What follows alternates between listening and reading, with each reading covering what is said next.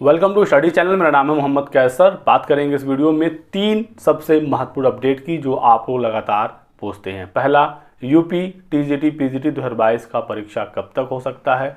LT grade 2024 का विज्ञापन, नया वाला विज्ञापन कब आएगा, और आरओ की जो परीक्षा है ये रद्द होगी या नहीं।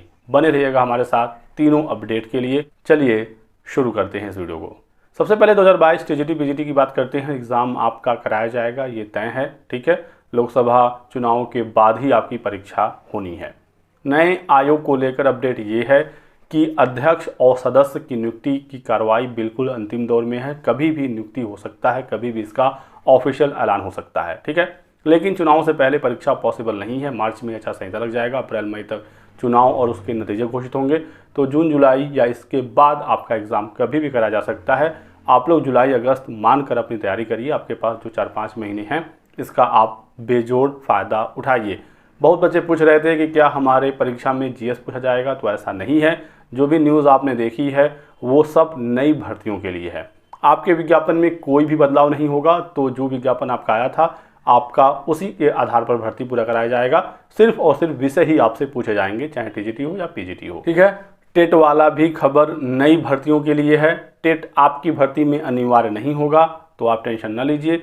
टेट के लिए एनसीटी ने हालांकि सर्कुलर जारी किया है कि अब टीजीटी पीजीटी में भी टेट होगा, लेकिन पहले टेट का पेपर होना भी तो चाहिए टीजीटी पीजीटी का। जब वो हो जाएगा उसके बाद कोई नई भर्ती आएगी तो उसमें लागू हो जाएगा। जब तक टीजीटी पीजीटी के लिए टेट होता नहीं है तो लागू हो ही नहीं सकता, ठीक है। तो आपकी भर्ती में तो बिल्कुल सोचना ही नहीं है। 2022 वाले में ना जीएस पूछा जाएगा, ना इसमें टेट अनिवार्य हो रहा है।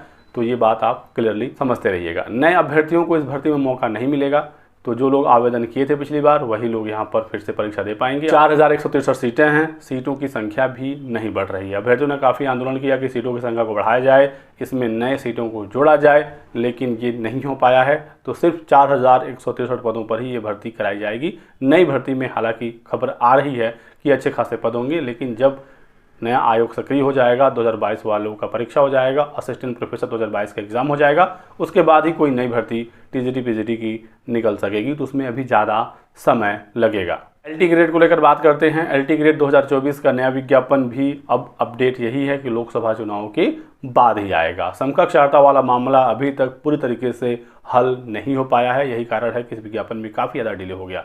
अभी हाल ही में अभ्यर्थी यूपीपीएससी पर पहुंचे हुए थे। यही जानकारी मिली है कि समकक्ष अर्हता हल नहीं हुआ है।